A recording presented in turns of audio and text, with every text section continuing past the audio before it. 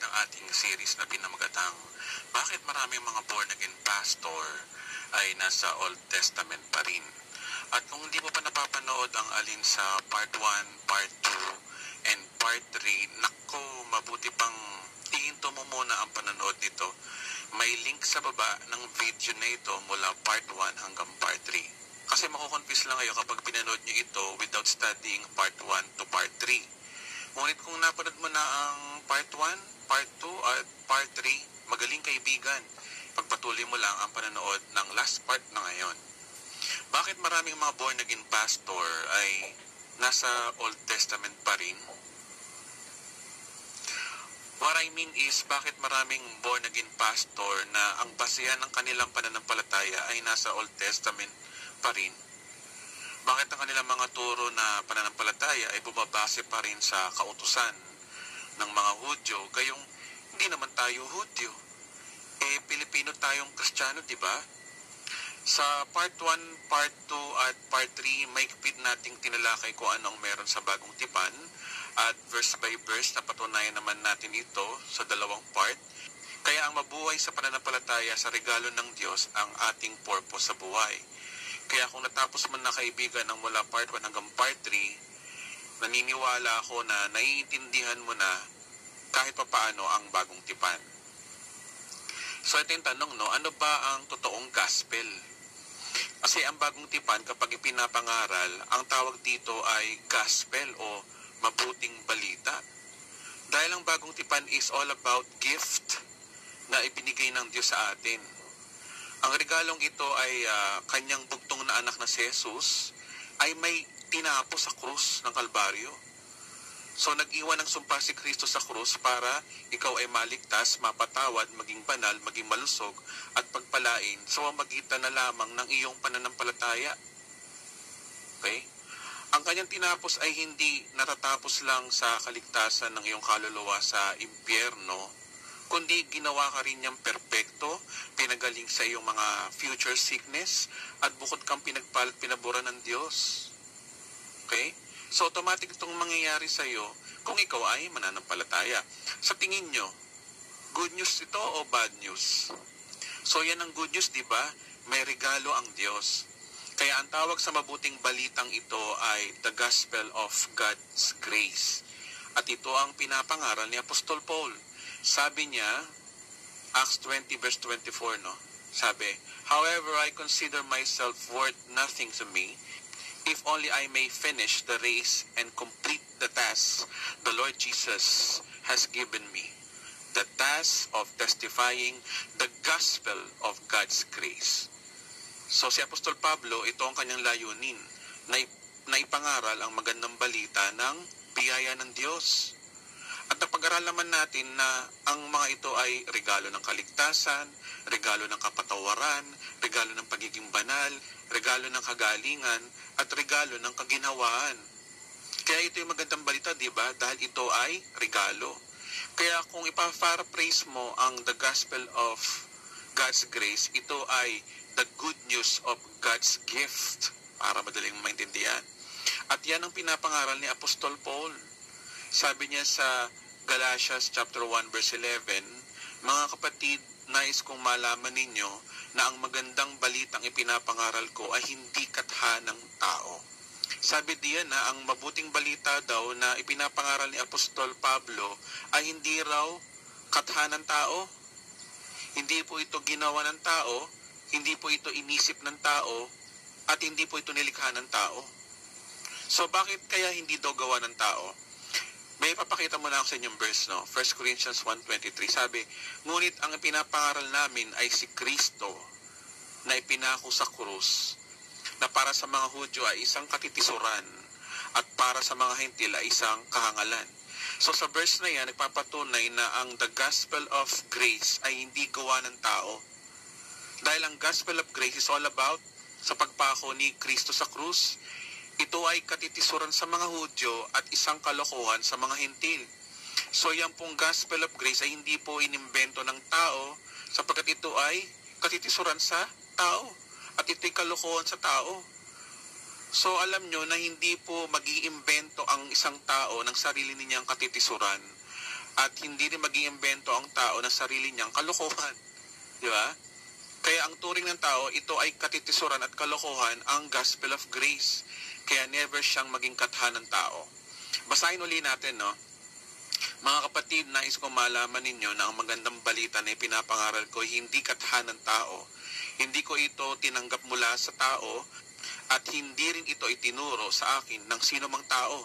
Si Jesucristo mismo ang naghayag nito sa akin. So, tingnan niyo ito sa screen, no? So, ang gospel of grace daw ay hindi kathan ng tao, hindi tinanggap mula sa tao, hindi tinuro ng tao, ngunit si Jesucristo mismo ang naghayag kay Apostol Paul o sa akin. So, yan po ang kanyang description sa gospel of grace. Hindi po inisip ng tao, hindi galing sa tao, hindi tinuro ng tao. Kaya hindi po siya umattend ng seminar o natutunan niya po ang gospel of grace. Kaya ang the gospel of grace is a revelation from Jesus Christ to Apostle Paul. Kaya ito ay isang katitisuran sa mga Hudyo at kalokohan para sa ating mga hentil. Bakit kalokohan? Kasi yung pinatawad ng Diyos, pati future sins mo, ay isang kahangalan sa ibang pastor. Yung ikaw ay maging banal sa pamagitan lamang ng pananampalataya at wala kang nang gagawin, ay isang katitisuran sa ibang pastor. No? At isang napakalaking kalokohan nga naman sa ibang mga pastor, yung kahit hindi ka na nagtatides, pero pinagpapala ka pa rin. Kaya ang the gospel of grace ay isang malaking kalokohan sa ibang average Christians. Okay? Dahil ito ay hindi galing sa tao, kundi galing sa Diyos. Ang sinabi ni Apostol Pablo na ang gospel of grace is direct revealed to him by Jesus Christ.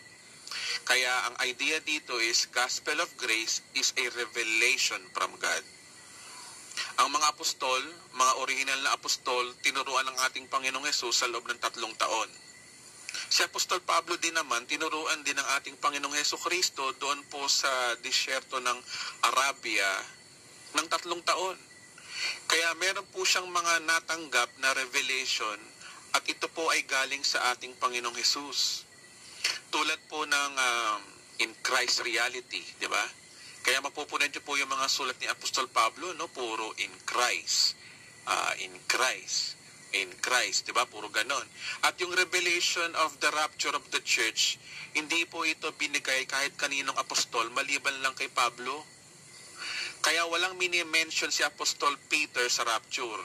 Wala naman mini-mention din ang ibang apostol about sa rapture.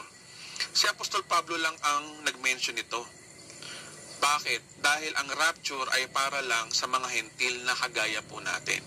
Kaya ang teachings na dapat ipinapangaral at ina-apply ng mga Kristiyano ay ang turo ni Apostol Paul. Dahil si Apostol Paul ay tinawag para sa mga hentil at tayo ay mga hentil. Kaya nga nagtataka ako sa ibang mga born-again churches bakit pati kaugalian ng mga Hudyo, isinasama nila sa church services nila? Hindi naman sila Hudyo. Kaya ang huling tanong natin nung part 3 ay, ang gospel ba ni Apostol Pablo noon ay pareho ba ng gospel na itinuturo ng mga born-again Christians ngayon? So again, no, ang gospel ba ni Apostol Pablo noon ay pareho ba ng gospel na itinuturo ng mga born-again Christian ngayon? So ngayon, no, i-fact check natin kung pareho nga ba ang turo ni Apostol Pablo sa mga turo ng mga pastor ng born-again ngayon. Okay? So, ito yung categories natin, ano? How to be saved, how God forgive our sins, how to be holy, how God take care of our health, how to obtain favor from God. Ito yung 5 katanungan para ma-assess natin kung tama nga ba yung gospel ng majority ng mga born-again ngayon. So, let us compare Apostle Paul's teachings versus born-again Christians today's teachings. Ang nature ng turo ni Apostol Paul sa kabuuan ay grace alone. Purong biyaya. So, walang works. Okay? Wala ka nang iaambag dahil ang lahat ng kailangan mo ay eternally. Ay si Kristo na ang gumawa sa krus at ang gospel of grace ay kumukonect sa the finished work of Christ. Ang nature naman ng turo ng mga majority ng mga born again ngayon ay grace din. Pero may halong works. Okay?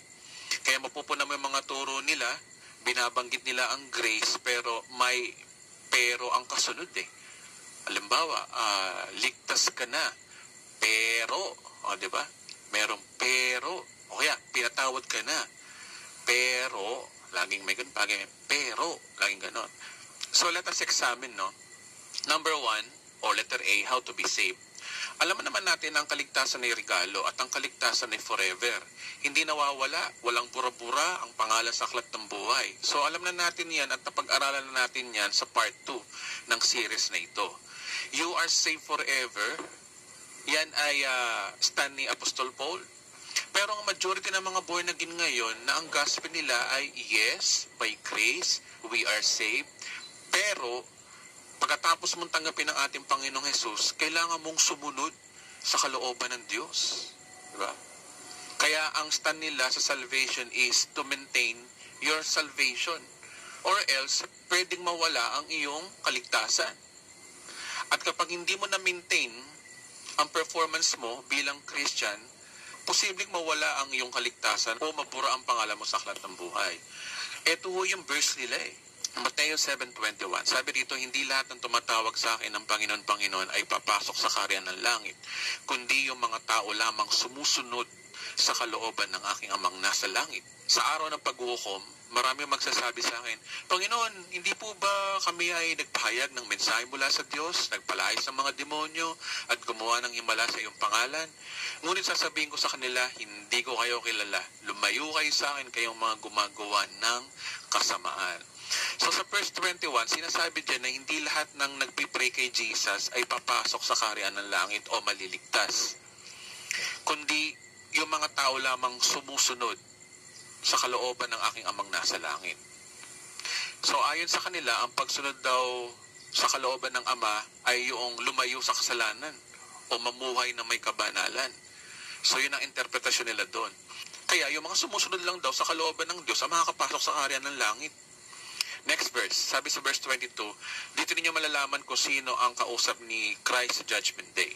Sabi diyan, hindi po ba kami ang nagpahayag ng mensahe na mula sa Diyos, nagpalayas ng mga demonyo o gumawa ng himala sa iyong pangalan? Yung kausap ni Christ diyan ay nagpipreach ng Word of God, nagpapalayas ng demonyo at gumagawa ng mga himala. So sino sila? Mga pari ba sila o ibang religion? I believe, guys, they are evangelical Christians. Why? Kasi nagpipreach, nagpapalayas ng demonyo at gumagawa ng himala sa pangalan ni Jesus. Amen ba? Remember, they have the gift of preaching, deliverance, and miracles. So walang paring Katoliko na nagpapalayas ng demonyo na gumamit ng in Jesus' name. Wala pa ako nakitang ganun eh. Ang mga pare, kapag nagpapalayas ng demonyo, winiwisikan lang ng holy water, sabay-sabi na, lumayas ka, pero walang in Jesus' name. Kaya mga born-again preachers ang binabanggit dito, guys. Tapos, sa bandang huli ng verse 23, hindi raw sila kilala ng Panginoon at itinaboy sila sa Judgment Day. So parang sinasabi dyan na hindi daw lahat ng mga nagpipray kay Jesus ay maliligtas. At marami ring mga pastor, which is well-known evangelist, gifted sa deliverance at miracles na hindi kilala ang ating Panginoon. Marami palang mga mangaral na evangelist at pastor na mapupunta ng impyerno, no? Kasi nagpipreach kami, nagpapalayas kami ng demonyo sagad gumagawa sa inyong pangalan. Sino ba madalas gumagamit ng in Jesus' name, di ba? So, kaya parang sinasabi sa verse na yan na maraming pastor ang mapupunta ng impyerno. Pero ang tanong, bakit sila mapupunta ng impyerno? Dahil daw sa hindi nila pagsunod sa kalooban ng amang nasa langit. Yan ang sinasabi ng verse, diba? Kaya ngayon ang tanong, ano ba yung kalooban ng Ama para makapasok ka sa langit? Ano yung kalooban na binabanggit dyan? Majority ng mga born again ngayon ay para sa kanila ito daw yung mini-maintain mo yung good works. Okay? Ang pagsunod daw sa kalooban ng amang nasa langit ay sundin lahat ng inuutos ng Biblia o mag-perform at huwag magkasala. Diba? Teka, paano mo nasisiguro na may kinalaman sa good works ang kalooban ng kanyang amang nasa langit? Paano mo na-connect yun? Diba?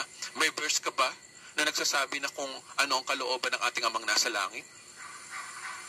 So nakakalungkot, ang mga grace plus work Christians na ito ay wala silang malino na verse. Presumptions lang meron sila. Nag-a-assume lang sila na good works ang sinasabi doon.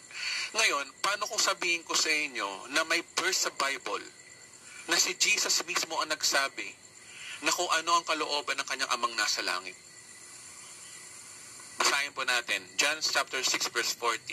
Sapagkat ito ang kalooban ng aking Ama. Ano daw ang kalooban ng Ama? Ang lahat ng kumikilala at sumasampalataya sa anak ay magkaroon ng buhay na walang hanggan at sila'y muli kong bubuhayin sa huling araw. Boom! Panis! Diba? Ayan no, ang linaw-linaw. Ano daw yung kalooban daw ng kanyang amang nasa langit para ikaw ay makapasok sa kanyang kaharian? Yung sumampalataya ka lang sa kanyang anak para magkaroon ka ng buhay na walang hanggan at isa ka daw sa bubuhayin daw niya sa huling araw. Sa madaling salita, yun lamang nananampalataya sa anak. Ang tanong, anong meron sa kanyang anak na dapat mong panampalatayanan? Ibang pastor na born again sabi, tanggapin mo si Jesus. Magkaroon ka ng personal na relasyon sa kanya at maliligtas ka. Sa Biblia nila kinuha na ang gagawin mo kay Kristo ay makipagrelasyon lang sa kanya at maliligtas ka na. Saan yun? Ano yun? Makiki-BFF ka lang kay Kristo, ligtas ka na? Yun ba ang pinunta ni Kristo dito para makipagrelasyon lang? Para makibarkada lang, ligtas ka na? Diba? So anong meron sa anak? Ano yung tatanggapin mo sa anak? Yun ang tanong dun eh. Sabi sa Romans 10:9, if you declare with your mouth, Jesus is Lord, and believe in your heart that God raised Him from the dead, you will be saved. So kumukonekto na naman to sa finished work ko. And if you believe in your heart that God raised Him from the dead, you will be saved. Para dumaligtas ka, ano daw ang gagawin mo kay Kristo? Makipagrelasyon lang ba? No. Ang sabi dyan, believe in your heart that God raised Him from the dead and you will be saved. So may kinalaman sa finished work of Christ ang kalooban ng Ama. So sa verse na yan, yung tatanggapin mo kay Kristo ay yung tinapos niya sa krus na siya'y namatay at muling nabuhay at bubuhayin ka sa huling araw. So ano ba yung tinapos ni Kristo? Basa. Hebrew 9:12, minsan lamang pumasok si Kristo sa dakong kabanal-banalan at iyo'y sapat na. Hindi dugo ng kambing at guya ang kanyang inihandog, kundi ang sarili niyang dugo para mapatawad tayo sa ating kasalanan magpakailanman. O yan o, ang tatanggapin mo, yung forever kang forgiven. Ngayon, kung forever kang forgiven, forever kang saved. Diba? Yan ang tatanggapin mo sa Kanya. Yung Kanyang tinapos sa krus, hindi yung relasyon lang. So yung relasyon, automatic yun pagkatapos mong tanggapin ang Kanyang regalo. Pero hindi yun ang dahilan ng kaligtasan mo kay Jesus. Ang dahilan kung bakit tayo naligtas dahil pinatawad tayo sa ating mga kasalanan magpakailanman. Kaya sa madaling salita, ang kalooban ng Ama ay manampalataya sa tinapos na gawa ni Kristo at yan ang the gospel of grace. Again, walang kinalaman ang works o performance mo dyan. Kaya kung tatanggapin mo ang Panginoong Jesus, dapat malinaw yung pinanampalatayanan mo. Kung ang faith mo ay relasyon lang kay Kristo, pero hindi mo ino-honor ang tinapos niya, hindi mo sinusunod ang kalooban ng kanyang amang nasa langit. Amen po ba? At kung hindi mo sinusunod ang kalooban ng kanyang amang nasa langit, saan ka pupunta? Kayo na akong sumagot. Kaya napakalaking danger ang katuroan na nawawala ang kaligtasan mo. Kapag sinasabi mong nawawala ang kaligtasan, tapos tinuturo mo pa ito sa congregation, pinapahamak mo ang sarili mo sa impyerno, pati ang mga tinuturuan mo. Kaya nga sabi ni Jesus, hindi ko kayo kilala, kayo lumayo sa akin at gumagawa ng masama. You are not obeying Father's will. Ang sabi ni Apostol Pablo, sapagkat sa kagandahang loob ng Diyos kayo ay naligtas sa magitan lamang ng pananampalataya at ang kaligtasang ito'y kaloob ng Diyos at hindi sa pamagitan ng inyong sarili. Hindi ito bunga ng inyong gawa kahit walang dapat ipagmalaki ang sinuman. So sa verse na yan, ang kaligtasan ay regalo ng Diyos, walang kinalaman ng good works, kundi sa pamamagitan lamang daw ng pananampalataya. So walang maintain, just live a free life. Kaya ang regalo ng kaligtasan ay makukuha mo lamang sa pamamagitan ng faith. Walang kinalaman ng works dito ayon sa verse na yan. So, sa aspect na to na how to be saved, sablay ang mga born-again Christians dito. Okay, letter B. How God forgive our sins. Check natin to, no? Okay, ang stand ni Apostol Pablo sa Hebrew chapter 9 verse 12 ay, you are forgiven forever. Okay? Which is, napag-aralan na natin yan sa part 2. Pero ang stand naman ng majority born-again Christians today ay, forgiven if you confess your sin daw. So ano ba yung verse nila na nagpapatunay daw na you need to confess your sin? At pinagmamalaki nila ang verse na ito kasi si Jesus daw ang may sabi. So basahin po natin, no? Matthew chapter 6 verse 8, sabi dito, no, bigyan mo po kami ngayon ng aming pagkain sa araw-araw, kakainin para bukas, at patawarin mo kami sa aming mga kasalanan tulad ng pagpapatawad namin sa mga nagkakasala sa amin. At huwag mo kaming ihayaang matukso, kundi iligtas mo kami sa masama. Amen. Wala namang amen dyan. So ito yung the Lord's Prayer, di ba? So alam naman natin yan dahil karamihan sa atin ay galing sa Katoliko. Yung context ng verse na yan, tinuturuan ni Jesus ang kanyang audience kung paano manalangin. Ang controversial lang dyan sa pattern ni Christ ay yung humingi ng tawad sa Diyos. Diba? Sabi dyan, patawarin mo kami sa aming mga kasalanan tulad ng pagpapatawad ng mga nagkasala sa amin. Which is, totoong nasa Bible nga. Sabihin ng iba sa akin, ayan ang linaw-linaw si Jesus nagtuturo kung paano mag-pray. At kasama dito yung confession. Kaya tama yung pattern niya. Yung acts. Yung adoration, confession, thanksgiving, and supplication.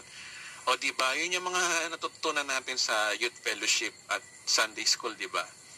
Acts. Teka, i-fact check muna natin, ano? Una, ito ang problema. Sa paraphrase translation lang bumase yung ibang pastor Yung RTPP ay paraphrase Tagalog. Mas mabuting pang tumingin tayo sa King James Version. Which is, ang King James Version ay malapit sa Greek. At tingnan din natin yung Greek word na sin na ginamit dyan. So, yung RTPP ay paraphrase Tagalog. So, mas mabuti pang tumingin tayo sa King James Version, which is, ang King James Version ay malapit sa Greek. At tingnan din natin yung Greek word na sin na ginamit dyan. Remember, ang tunay na Bible ay Greek translation, di ba? Una, sino ba ang kausap ni Jesus? Mga Hudyo. Pangalawa, ang mga Hudyo ba ay under grace or under the law? Under the law. Pangatlo, saan ba nabubuhay si Kristo sa oras na yan? Under the law of Moses or under grace na pinapangaral ni Apostol Paul? Siyempre, under the law of Moses pa yan. Kasi hindi pa siya napapako sa krus. Wala pang finished work of Christ at wala pang Apostol Pablo. Ang pagigiba ng tawad sa mga under the law ay kasama ba sa law of Moses? Kasama, tama. So, kung under the law sila, tama lang ba na ituro ni Christ sa Lord's Prayer na humingi sila ng tawad sa Diyos araw-araw o hindi? Tama si Christ. Dapat silang humingi ng tawad araw-araw dahil sila ay Hudyo. Ang tanong, Hudyo ka ba? Hudyo ka ba, kapatid? Hentil tayo. So, saan tayo mananampalataya? Under the law o under grace? So, under grace. Kung under grace ang born-again pastor, bakit nila tinuturo ang pang-under the law? Kaya ako nasabi na bakit maraming mga born-again pastor ay nasa Old Testament pa rin dahil lumuhugos sila ng sermon na pang-under the law. Para malinaw, nabasahin natin sa King James. Sabi sa King James, Matthew 6:12-15, give us this day our daily bread and forgive us our debts as we forgive our debtors. And lead us not into temptation, but deliver us from evil. For thine is the kingdom, the power, and the glory forever. Amen. Continue natin na 14, no? For if ye forgive men their trespasses, your heavenly Father will also forgive you. But if ye not forgive men their trespasses, neither will your Father forgive you trespasses. Sabi sa verse 12, no, forgive our debts as we forgive our debtors. Ang paghingi ng tawad ay pagkumpara kung paano nila pinatawad yung may utang sa kanila. So ang ginamit na salita ho dyan sa original ay utang. Sa Greek ay ophilaima. Hindi ho nagamit yung sin talaga na hamartia o hamartano. Kaya hindi sin ang ginamit diyan. Para mas maging malinaw kung ano daw yung utang na hinihingi ng tawad sa Diyos at kung paano sila patawarin yung mga may utang sa kanila, naging malinaw sa verse 14. Ang sabi sa verse 14, for if forgive men their trespasses, your heavenly Father will also forgive you. But if forgive not men trespasses, neither will your Father will forgive your trespasses. Naging malinaw na yung utang pala na yon ay trespasses. So ano ba yung word na trespasses? Ang original Greek na ginamit dyan ay paraptoma, means legal term for the situation in which one person enters onto the land of another without permission or legal right to be there. So it may be considered a crime, civil wrong. So ang source ko rito sa sinasabi sa www.finelaw.com. So kaya pala trespasses ang ginamit dyan dahil ang trespasser ay kumukonek sa civil crime o legal right, usapang legal. Usapang legal pa lang sinasabi diyan, which is obviously, they are Jews. They have law of Moses. Kaya kung kasalanan na binabanggit diyan ay kasalanan na kumukonek sa law, so ang kasalanan diyan ay exclusive lang sa kanilang mga Hudyo. Kaya tama, para sa kanilang mga Hudyo ang suggestion ng the Lord's Prayer because they are under the law. Ang tanong, Hudyo ka ba? Hentil ka, di ba? Kasi si Christ, iba ang pagkatawag sa kanya. Ang target niya muna ay mga Hudyo. Sabi sa Mateo 15:24, sabi, sumagot si Jesus, sa mga naliligaw na tupa ng sambayanan ng Israel lamang ako isinugo. So inaamin ni Christ dito na siya ay tinawag lamang sa Israel, sa mga Israelita. So ayan linaw na si Christ sa mga lost sheep of Israel muna siya nagministry. Then pag-akyat sa langit, pinasa ni Jesus yung bola kay Apostol Pedro para ipagpatuloy ang pag-abot sa mga Hudyo. At si Pablo naman ay para hanapin naman yung mga naliligaw na hentil sa buong mundo. So Brother Edwin, biblical po ba yan?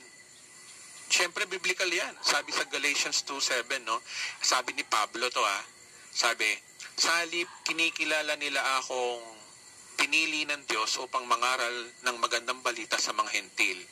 Tulad ni Pedro, na pinili naman upang mangaral ng magandang balita sa mga Hudyo. So ayan ang linaw na si Pedro ang successor ni Christ para abutin ng mga Hudyo at si Pablo naman ay para sa ating mga hentil. Kaya ang sagot ko sa the Lord's Prayer, para sa mga Hudyo lang ito. Kailangan nilang humingi ng tawad sa Diyos araw-araw nung panahon na yon. Dahil nung panahon na yon ay sila ay under the law pa lamang. So marami pa hong silang verse na kailangan daw humingi ng tawad. Panoorin nyo na lang po dito sa YouTube channel ko yung dapat bang humingi ng tawad sa Diyos araw-araw. Mas in-depth yun. More information kung bakit maraming mga born again ang nalihis sa paghingi ng tawad sa Diyos araw-araw. Nasa baba po yung link, nilagay ko po dyan. So again, sablay na naman ang majority born again Christians dito. Okay, check natin yung how to be holy. Diba? Paano maging banal sa both side. Teaching ni Apostol Paul, you are holy forever. So, sabi sa Hebrew chapter 10, verse 10, sa pamagitan ng kalooban niya, tayo ginawang banal sa pamagitan ng pag-alay ng katawan ni Kristo, minsan magpakailanman. So, ayan malinaw na tayo ay holy forever. So, magitan ng pag-alay ng katawan ni Kristo sa krus. So, again, we are holy forever. Sabi sa Filipos 3:9, ang aking pagiging matuwid ay hindi sa pamamagitan ng pagsunod sa kautusan, kundi sa pananalig kay Kristo. Ang pagiging matuwid ko ngayon ay buwat sa Diyos sa pamamagitan ng pananampalataya. So, linaw-linaw ng verse guys, yung pagiging banal daw natin ay hindi ayon sa ating performance, kundi ayon sa pananalig kay Kristo. At ang pagiging matuwid natin ay buwat sa Diyos. Ang linaw-linaw So walang kinalaman ng good works mo para masabi kang banal. Ang nakakalungkot, ang stand ng majority ng mga born again ngayon ay holiness is when you meet the highest level of maturity. Di ba? So para sa kanila, ang pagiging banal ay nasa process pa. Ito daw ay depende sa pagsunod mo sa utos ng Diyos.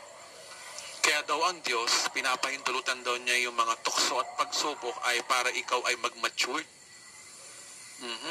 Kapag daw nagtagumpay ka, nag-matured ka na daw. Kung nagkasala ka, failure mo yun. Di ba?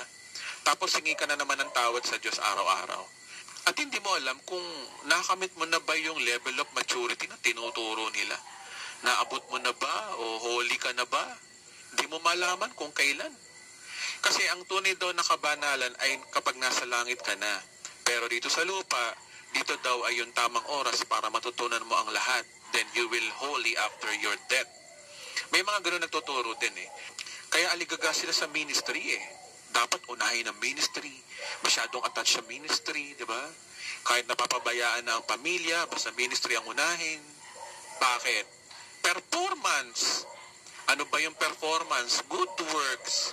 So ano ba yung good works? Ito, para malugod ang Diyos, kailangan prayerful ka. Kailangan worshiper ka.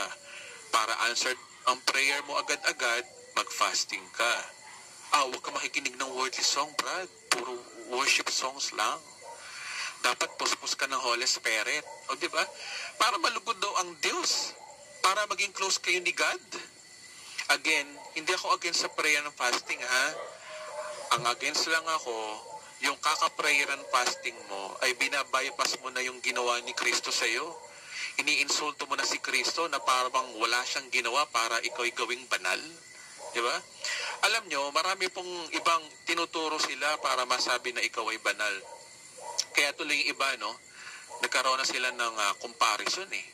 Na kinukumpara nila yung sarili nila sa iba.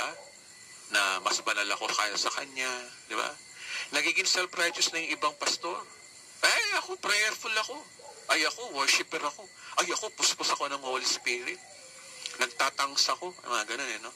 Yung mga hindi umaatin ng church, backslider yan. Yung mga nakikinig ng worldly song, backslidden heart na yan. Diba? Nagiging judgmental na yung iba dahil ang basehan ng kanilang kabanalan ay ayon sa kanilang performance. So, familiar ba kayo sa mga ganyang mentality? Bakit? Kasi ang holiness nila ay bumabase kung gaano ka ka-matured, gaano ka kabait, diba? Pero taliwas sa salita ng katotohanan ng ganyang kultura. Ang linaw na nga sa verse na yan, no, na we are holy forever. May gumawa na para maging banal ka. Ang pagiging banal ay regalo na lang ng Diyos, hindi ina-earn. Maniwala ka lang sa tinapos niya na ikaw ay ginawa niyang banal and that's it, you're good. Ngayon, sino ang nag-glorify? Ikaw ba? Hindi. Si Kristo ang nag-glorify. Kasi siya ang gumawa para ikaw ay maging banal. Sad to say, wala silang maipakitang verse regarding sa pagpapakabanal ay kailangan ng good works. Maliban lang kung uhugot sila sa Old Testament verses eh. Kaya karamihan sa mga verses nila ay puro Old Testament passage lamang. Nagpapatunay na nasa Old Testament pa rin sila. Kaya dito sablay rin sila no, sa teaching ni Apostol Paul. Okay, letter D. Usapang kalusugan na tayo, no? Ano yung stand nila na how God take care our health? Ang stand ni Apostol Paul sa 1 Peter 2:24 na by whose stripes we are healed. And Isaiah 53 verse 5, but he has wounded our transgression, he was bruised for our iniquities. The chastisement of our peace was upon him, and with his stripes we are healed. So I think sa category na to, no, majority sa mga born again ay tinuturo to. Ang problema lang siguro ay yung pinaguhugutan nila ng pananampalataya. Sa teaching ng Gospel of Grace, Peter admitted that we are already healed at kumokonik ito sa tinapos na gawa ni Kristo. Siguro ang pagkakaiba lang ay yung application. Kasi yung ibang pastor at ibang Christian, imbis na lumapit sa pananampalataya sa tinapos sa krus ng Kalbaryo, prayer and fasting ang tinuturo nila para gumaling. But the Gospel of Grace teaches na manampalataya sa tinapos ni Kristo na by His stripes we are healed. So, past tense to, no? We are healed. So, we are already healed. So, nagkatalo lang siguro sa faith. Yung application lang ang problema kasi dito eh. Ibang mga Christians, dahil tinatamad manampalataya, sasabihin na lang nila sa Diyos na, Lord, let your will be done. Kagaya na pag-aralan natin last sa part 3, diba, ng series na ito, hindi kalooban ng Diyos na nagkakasakit tayo. Kaya isinama na niya sa sumpa ng krus ng Kalbaryo na tayo ay pinagaling na sa ating mga sakit sa magitan ng kanyang sugat. Sa tingin ko dapat maitama ang perspective natin sa healing eh. Imbis na ipanalangin natin na tayo gumaling, manampalataya ka na na ikay magaling na. Kaya ito ay tinapos na ni Kristo sa krus ng Kalbaryo. So by stripe, we are healed, di ba? So, sa categories na ito, no, faith lang ang problema ng ibang nagtuturo. So, okay, let's make it equal. Okay, so letter E na po tayo, no? Another comparison. How to obtain blessings from God. Tingnan natin yung mga stand nila. Ayon sa mga turo ni Apostol Pablo, we are blessed and highly favored. So, ito yung katotohanan na mahirap paniwalaan na kapag na kay Kristo ka na, no entry na sa iyong paghihirap kung mananampalataya ka. Kasi sabi sa 2 Corinthians 8:9, hindi kaila sa inyo ang biyaya ng ating Panginoong Hesukristo. So ano daw yung biyaya? Na kahit daw siya ay mayaman, naging mahirap siya upang mapayaman kayo sa magitan ng kanyang pagiging mahirap. So ayon kay Apostol Paul, yung mga tumanggap kay Kristo, pinagpalat pinabura na ng Diyos dahil si Kristo ay naghirap na sa atin upang tayo ay guminhawa. So nung siya'y naghirap, isinumpa niya sa krus ng Kalbaryo na ang sino mang manampalataya sa kanya ay hindi maghihirap dahil naghirap na siya para tayo ay guminhawa. Kaya magiging epektibo lang sa ito, so magitan lamang ng pananampalataya tungkol dito. Ang nakakalungkot, majority ng mga turo ng mga born again pastor, para daw ikaw ay pagpalain, ay ito yung kanilang verse. Ito yung kanilang stand. Seek ye first the kingdom of God and give your tithes and offering. Hallelujah. Di ba? Yung seek ye first na yan, ay gasgas na sa pulpito po yan. Na dapat daw unahin natin ang Panginoon para idagdag niya ang kahilingan mo. So unahin natin siya sa lahat ng oras o seek ye first. So again, may halong works na naman ang turo nila sa aspetong ito. Para ikaw ay pagpalain, unahin mo ang Diyos. Mag-church ka linggo-linggo, mag-pray ka muna, magbasa ka ng Bible, mag-worship ka muna, at mag-ministry ka muna. Sa turo nila, works muna bago blessings. Pero yung tinuturo ni Apostol Paul, natanggap mo na ang blessings bago ang works. So alam naman natin na si Christ, yung sinabi niya sa Matthew 6:33, Hudyo ang kausap niya at nabubuhay pa siya sa kautusan. Karamihan sa mga pastor, giliw na kumuha ng verse sa Old Testament passage. So another naman example dito, yung pag-iikapu. Bagamat ang pagtatice ay sa panahon pa ni Abraham, naging law ito sa panahon ni Moses. Para daw pagpalain ka, kailangan mong mag-ikapu. Kung hindi, magnanakaw ka daw. Alam nyo, no, ang Malakay 3:10 ay para sa mga Hudyo. Pero yung ibang pastor, pinapangaral ito sa New Testament believers. Again, hindi ko sinasabi na masama ang mag-church linggo-linggo, mag-pray muna, magbasa ng Bible, mag-worship ka, o mag-ministry ka, o mag-tithes. Pero kung ang mga works na ito, okay nulit ko, pero kung ang mga works na ito ay replacement mo sa tinapos na gawa ni Kristo para ikay pagpalain, medyo insulto naman ata ito sa ginawa ni Kristo. Diba? Biro mo, naghirap na yung Diyos na nagsakatawan tao para ikaw ipagpalain, tapos ikaw, imbis na tanggapin mo yung regalo na tinapos niya sa krus ng Kalbaryo, sa magitan lamang ng pananampalataya, seek ye first ka ng seek ye first. Works dito, works doon. Kaya tuloy, yung pananampalataya mo, nangyayari nga sa iyo. Kapag nagtatize ka, may blessings. Pero kapag nakalimutan mo mag-tize, curse nga naman ang mangyayari sa iyo. Bakit? Ino-honor ng Diyos yung faith mo eh. So we have free will, remember. Ba? Sa mga New Testament people, dapat ang motibo ng pag-ikapu natin ay kaya tayo ay nagtatize dahil tayo ay pinagpala na. Hindi pagpapalain pa lang. If you consider that you are blessed and highly favored, yung pagtatize mo pag may ministry mo, pagbabasa mo ng Bible, pag-attend mo ng church, kaya mo ginagawa yan dahil pinagpala ka na, hindi pagpapalain pa lang. Hindi yan reward para pagpalain ka. Ang pagpapala ng Diyos ay regalo, ay hindi reward. Sa Old Testament, oo, para pagpalain ka, follow the law. Pero sa mga Christians, kaya ka gumagawa ng mabuti dahil natanggap mo na yung biyaya ng Diyos. Dahil ikaw ay pinagpala na. See? So another case naman po ito na kung bakit maraming born again pastor ay nasa Old Testament pa rin. In this case, sablay ang majority ng mga born again dito. So bakit maraming born again pastor ay nasa Old Testament pa rin? No, isa-isay natin. No? Number one, karamihan sa mga pastor ay hindi nila naiintindihan kung ano ang meron sa bagong tipan. Okay? Marami naman talagang hindi naiintindihan ng New Testament eh. Hindi nila alam na may tinapos si Kristo sa krus. Hindi rin nila alam na yung benefits na tinapos ni Kristo. Ang alam lang nilang ang benefits yung naligtas ka. Pero yung pinatawad ka forever, naging banal ka forever, pinagaling at pinagpala ay nauwi sa performance. Tapos yung nag-iisang kaligtasan nila, nawawala pa. Ano ba naman? Kaya nga ang sagot ko dyan ay napag-aralan na natin mula part 2 hanggang part 3 ng series na ito. Pangalawa, no, yung lack of research and not properly divided the scriptures. So, ibang pastor, pero hindi lahat ha, tamad talaga mag-aral. Totoo lang. Basta sila, linggo-linggo may allowance, okay na. Okay na yung preaching na sabog at chapsuy.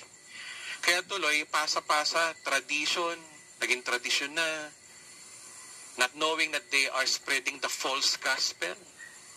Other pastors also, hindi naniniwala sa dispensational theory o proper dividing the scriptures. Basta sila, kung ano yung nasa Bible, yun ang tinuturo.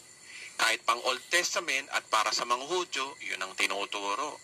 Remember, ang Bible, isinulat ito minsan hundred of years ang interval between the books, lalo na yung Old Testament books. Dapat kasi every time na nagtuturo, tingnan muna kung sino yung sumulat, sino yung kausap, anong panahon ito sinulat, saan ito sinulat, at properly divided kung para kanino ba ito, sa mga Hudyo ba ito, sa mga Hentil ba ito, na believers, unbelievers, o sa mga Christians. Yung iba, quote ng verse, hindi binabasa yung buong context. Dampot lang nambot na minsan, paliwanag, wala pa sa verse. Yung iba naman, ayaw tumingin sa original translation ng Bible. Lagi silang nakadepende sa translations, English o Tagalog. Ayaw na lang tingnan yung Greek o Hebrew. Kasi nayayabangan yata sila kapag gano'n ang ginagawa eh. Kaya kapag nagtuturo, yun, ligaw na ligaw. Pati yung nakikinig, ligaw na rin. Hawa-hawa na. Diba? Kagaya ng yung definition ng sin. Hindi mo alam na sa Greek pala, tatlo pala yun o dalawa pala yun. Iba yung kasalanan ni Adan, iba yung kasalanan mo araw-araw. Diba? Hamarti at hamartano. Marami na ligaw na pastor ho dyan hanggang ngayon. Diba? Bakit? Sa translation nakatingin. Hindi naman po siguro kayabangan na pag-aralan ng Greek language. Kasi ang tunay na inspired scripture ay yung original translation. Hindi yung mga English Tagalog translations. At minsan, yung mga translations na yan, ililigaw ka pa niyan. Kaya delikado din yung hindi ka titingin sa original translations. So, number 3, isang kahangalan para sa kanila ang mabuhay sa pananampalataya lamang. Gusto lagi may gagawin. So tayo talaga mga Pilipino, no? Gusto lagi may party tayo. Hindi natin matanggap talaga yung katotohanan na meron nang gumawa sa atin ng dapat nating gawin. Isang kahangalan nga naman yung mabuhay sa pananampalataya eh. Remember what Apostle said, ang gospel of grace ay isang katitisuran sa mga Hudyo at kalokohan sa mga Hentil. Hindi talaga mawawala yung mentality na God's part and your part. Nasa Diyos ang awa, nasa tao ang gawa. Hindi mo na nila inalam na may gumawa na ng dapat nilang gawin at yun ang tinapos na gawa ni Kristo. So, living by faith is foolishness sa mga majority ng born-again Christian. So, ito na ho yung chart of learning natin, no? Screenshot nyo na lang kasi ayan ang kabuuan ng ating napag-aralan mula part 1 hanggang part 4. Nakumpara natin ang under the law sa full grace. Yung under the law, self-performance. Yung full grace, Christ performance. Okay na sana yung takbo ng istorya mula sa kadiliman ng kautusan, which is Old Testament, patungo sa liwanag ng New Testament, which is yung the Gospel of Grace. Okay na sana kaya nga lang, ang bad news dito, at centuries goes by, naligaw ang mga believers sa panahon natin ngayon, na ang pananampalatayang full grace ay nahaluan na naman ng works. Karamihan sa mga born again pastor sa panahon natin ngayon, napagsama ang Old Testament sa New Testament. Kaya yan yung nangyari. Diba? Yan yung mga red na yan. Oo, may grace sila na tinuturo, pero may halo ring works ang kanilang kaligtasan, kapatawaran, kabanalan, pagpapala, at kagalingan. Kaya sila ay pinagsamang grace at works. Alam nyo, never pong pwedeng pagsamahin ang grace at works Sabi ni Apostol Paul, no? Romans 11:6, and if by grace, then it is no longer by works. And if it were, grace would no longer be grace. So ang grace ay regalo galing sa iba. At ang works naman ay galing sa iyo o pinagpaguran mo. Sabi sa verse na yan, kapag po ang grace ay pinatakan mo ng kahit konting works, hindi na grace yun. So wala pong regalo na pinagtatrabahuan. Ang regalo ay may nagbigay sa iyo. Kaya wala kang pinaghirapan doon. At kapag naman ikay nagtatrabaho at tumanggap ka, hindi naman regalo yun.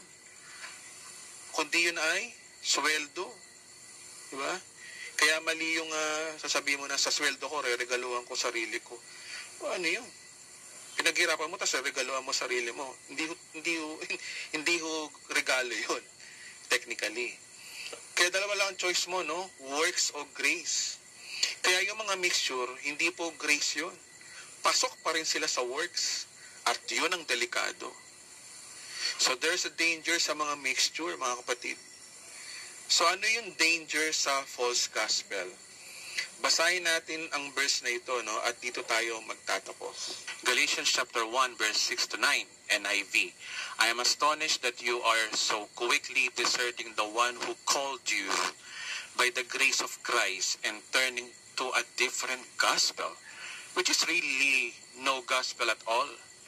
Evidently, some people are throwing you into confusion and trying to pervert the gospel of Christ. But even if we or an angel from heaven should preach a gospel other than the one we preach you, let him be eternally condemned. Aray. As we have already said, so I know I say again, if anybody is preaching to you a gospel other than what you accepted, let him be eternally condemned. So sabi sa verse 6, nagtataka daw si Pablo sa mga tinuruan niya ng gospel of grace o gospel of Christ na lumihi sa ibang gospel o different gospel. Sa verse 7, meron pang isa na marami din daw na nais daw baluktutin ang gospel at ang tawag sa kanila ay perverted gospel o baluktot na gospel. Sa verse 8, ang warning, sabi niya, kung meron daw na mangaral na iba sa pinapangaral daw ni Apostol Pablo, let him be eternally condemned. Kapag sinabing eternally condemned, you will go to hell. Diba? Kasi kung titingnan nyo ang original translation ng word na yan, na eternally condemned, ito ay hinango sa salitang anathema, means will go to hell. Yun po yung Greek niyan. So guys, eternally condemnation ang sumpa ng Bible kapag ibang gospel ang tinuturo mo.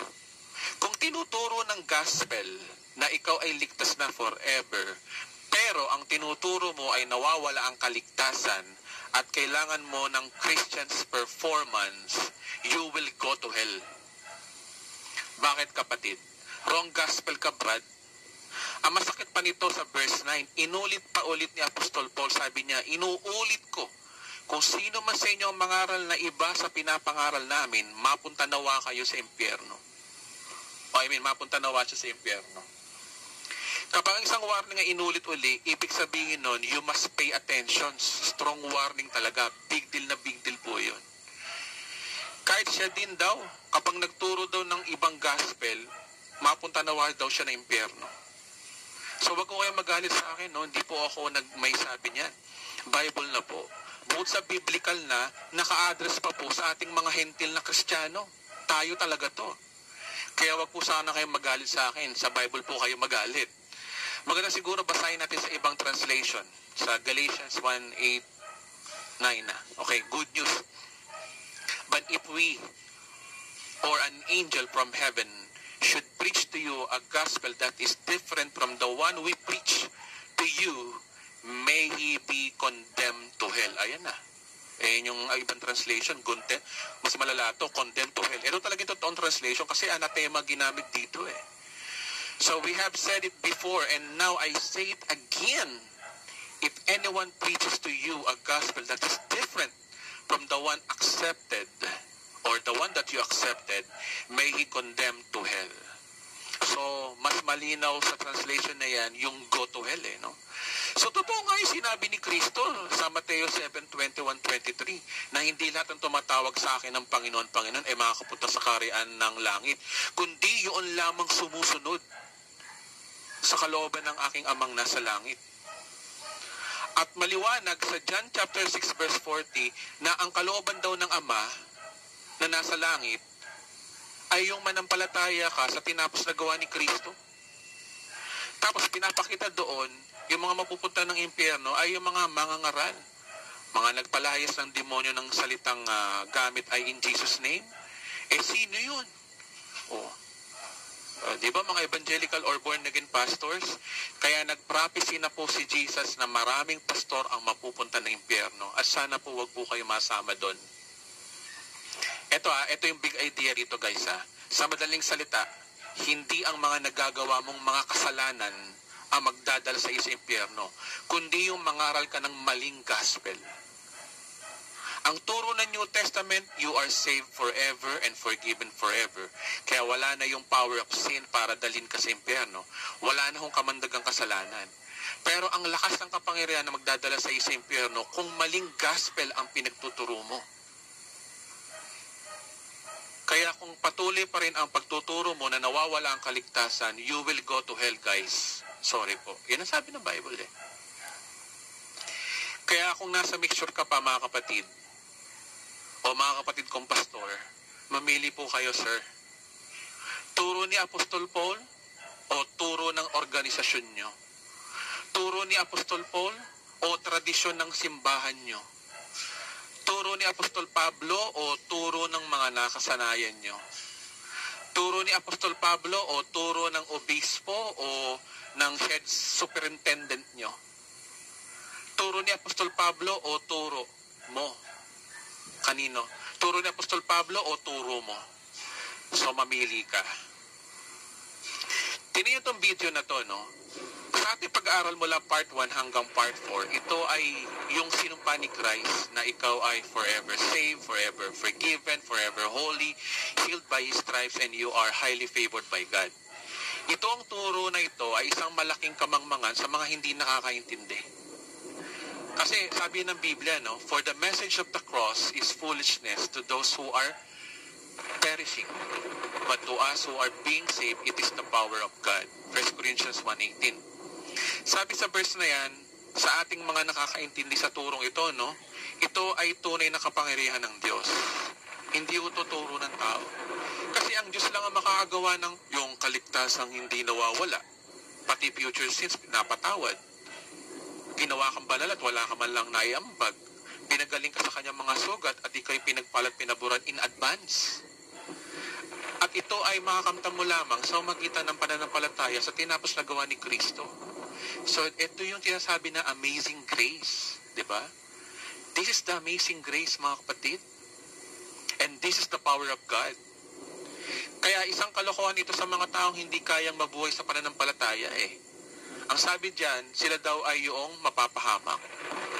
Take note ha, sila daw yung mapapahamak. Ayon sa sinasabi ng Biblia. Di po kami sabi.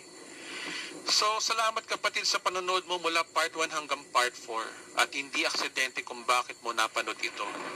May dahilan ang Diyos para malaman mo ang masakit na katotohanan na kung bakit ang mga pastor ay nasa Old Testament pa rin.